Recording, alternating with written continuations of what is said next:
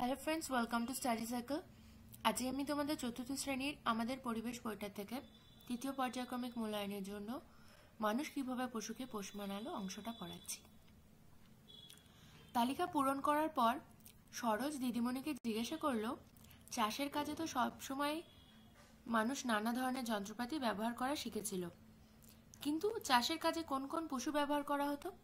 মানে আগেকার দিনে মানুষ তো যন্ত্রপাতি ব্যবহার করা শিখে গেছিল, কিন্তু তখন কোন কোন পশু ব্যবহার করতো সেটা জানতে চাইছে। দিদিমণি ছাত্রছাত্রীদের বিভিন্ন সময়ে পোষ মানানো জীবজন্তুর নামের তালিকা দিয়ে বললেন, এর কোন কোন প্রাণীকে মানুষ চাষের কাজে বা অন্য প্রয়োজনে ব্যবহার করে আলোচনা করে দেখো। একটা তালিকা দিলেন, দিয়ে বললেন যে কোন কোন কাজে মানুষ চাষ করার জন্য এই প্রাণীগুলোকে ব্যবহার করে। তো সেখানে গরু অথবা বলদ, মুরগি, কুকুর, এদের এই তিনটের মধ্যে কাদের চাষের কাজে ব্যবহার করা হয়, অন্য কোন কোন কাজে প্রয়োজনে ব্যবহার হয়। এবার তোমরা এটা বলো। গরু বলদ আমরা চাষের লাঙলের কাজে ব্যবহার করি। মুরগিকে আমরা ব্যবহার করি মাংস ডিমের জন্য, মানে আমাদের খাদ্যের প্রয়োজনে, কিন্তু চাষের কাজে ব্যবহার করা হয় না। কুকুরকে আমরা চাষের কাজে ব্যবহার করি না, কিন্তু কুকুরকে আমরা ব্যবহার করি পশু, মানে পালন করি বাড়িতে, তারা আমাদের রক্ষা করে বা আমাদেরকে পাহারা দেয়। আরো দেখো কিছু নাম রয়েছে, ভেড়া, মহিষ, এদের কোন কাজে ব্যবহার করা হয়? ঘোড়াকে কোন কাজে ব্যবহার করা হয়?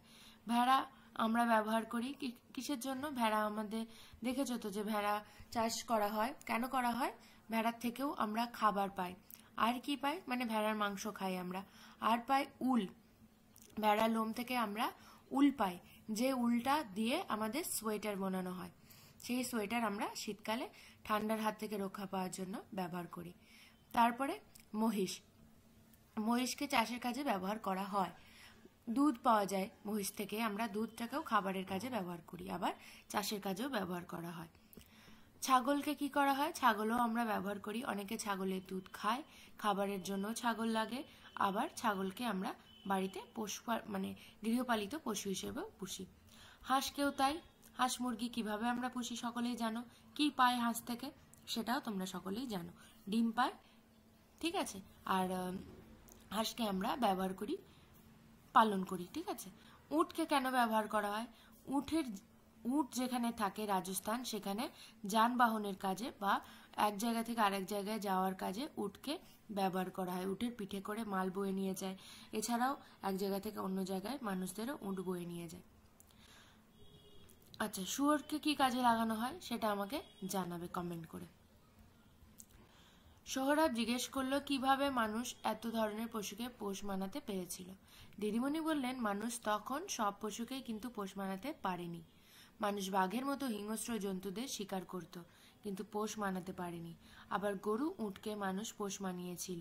মানুষ বাঘকে পোষ মানাতে পারলো না, অথচ গরুকে পোষ মানাতে পারলো কেন? অমল বলল, বাঘ তো হিংস্র আর গরু তো খুব শান্ত স্বভাবের।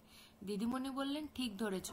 এছাড়াও মানুষ এমন পশুকেই পোষ মানানোর চেষ্টা করেছিল যারা খুব তাড়াতাড়ি বড় হয়। হাতি বড় হতে অনেক সময় নেয়, তুলনায় গরু অনেক কম সময়ে বাড়ে।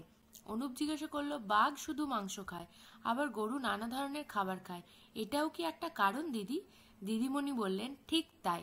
মাংসাশী প্রাণীদের খাদ্য তৃণভোজী প্রাণীরা, অথচ গরুরা ঘাসের পাতা, ধান গাছের কাণ্ড, ভুট্টার বীজ খায়, আবার সর্ষের খোলও খায়। এগুলো সারা বছর ধরে পাওয়া যায়।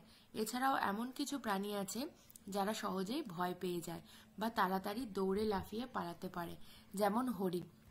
এই ধরনের প্রাণীদের পোষার ক্ষেত্রে সমস্যা দেখা দিতে পারে। তাহলে এখান থেকে প্রশ্ন আসার মতো কি আছে?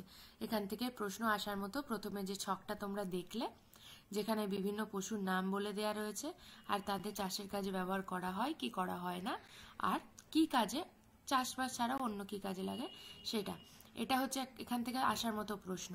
আর কি, বাঘকে কি পশু বলা হয়? হিংস্র পশু বলা হয়। আর বাঘের শিকার কেন করতে পারলো না? আর কোন ধরনের পশুকে মানুষ তখন শিকার করার চেষ্টা করেছিল? যারা সহজেই তাড়াতাড়ি বড় হয়ে যায় তাদেরকে, আর শান্ত স্বভাবের পশুদের। আর যারা খুব সহজে ভয় পেয়ে পালিয়ে যায় তাদের পোষ মানানো সহজ নয়। মাংসাশী প্রাণীরা কাদের খায়? তৃণভোজী প্রাণীদের। আর কারা দৌড়ে পালিয়ে যায়, খুব তাড়াতাড়ি ভয় পেয়ে যায়? হরিণ। ঠিক আছে, এই হচ্ছে প্রশ্ন, আর কিছুই নেই এখান থেকে। এরপরে আছে নেক্সট পালিত প্রাণীর ধরন। পালিত প্রাণীর ধরনটা একই সাথে পড়িয়ে দেব। আগেটাই তো তেমন প্রশ্ন ছিল না, তাহলে এটাও পড়িয়ে দিচ্ছি যে পালিত প্রাণীর ধরন আমরা কি কি দেখতে পেলাম। ওরা তো পশুপালন করলো, পোষ মানানোর চেষ্টা করলো। এবার যে পশুদের পোষ মানাতে পারলো তাদের মধ্যে কোন কোন পশু রয়েছে সেটা দেখি। রোকেয়া জিজ্ঞাসা করলো, আমাদের পাশের বাড়িতে রহমত চাচা হাঁস পোষেন। প্রতিদিন সকালে হাঁসগুলোকে বাড়ির পাশের পুকুরে ছেড়ে দিতে আসেন। সারাদিন হাঁসগুলো জলে খেলা করে বেড়ায়। বিকেলে কেউ গিয়ে তাদের বাড়িতে ফিরিয়ে নিয়ে আসে। কেউ আনতে না গেলে অনেক সময় তারা নিজেরাই বাড়ি ফিরে আসে। দিদি, এটাও কি পশুপালন? দিদিমণি বললেন, ঠিকই বুঝেছ, এটা এক ধরনের পশুপালন। মানুষ দেখলো কোনো কোনো পশুকে নিজেদের সঙ্গে রাখলে চাষের সুবিধে হয়, নানা পুষ্টিকর খাদ্য পাওয়া যায়। কেউ কেউ আবার অন্য হিংস্র প্রাণীদেরও দূরে সরিয়ে রাখে, তাই এদের পালন করলো। জীবনযাত্রা অনেক সহজ হয়। শুরু হলো পশুপালন। জানা যায় কুকুরকে মানুষ প্রথম পোষ মানিয়েছিল। তাহলে মানুষ প্রথম কোন প্রাণীকে পোষ মানিয়েছিল? এটা খুব গুরুত্বপূর্ণ প্রশ্ন, তাই এটা তোমরা খাতায় লিখে ফেলবে যে মানুষ প্রথম কোন প্রাণীকে পোষ মানিয়েছিল। মানুষ প্রথম পোষ মানিয়েছিল কুকুরকে, তারপর অন্যান্য প্রাণীদের মানুষ পোষ করেছে। এবার তোমরা আলোচনা করে লিখে ফেলো, পালিত প্রাণীর নাম কি ধরনের প্রাণী? গবাদি পশু, পাখি, পতঙ্গ নাকি অন্যান্য প্রাণী? গরু জানো তো কি প্রাণী? গবাদি পশু। শুয়োর, এটাকেও গবাদি পশুর মধ্যেই ফেলা হয়, কারণ শুয়োরও বাড়িতে চাষ করা হয়। তো এটাকে কি বলে তোমরা একটু সঠিকভাবে আমাকে জানিও। তবে আমি এখানে গবাদি পশু, পাখি, পতঙ্গ কিছুই বলছি না। ভেড়া,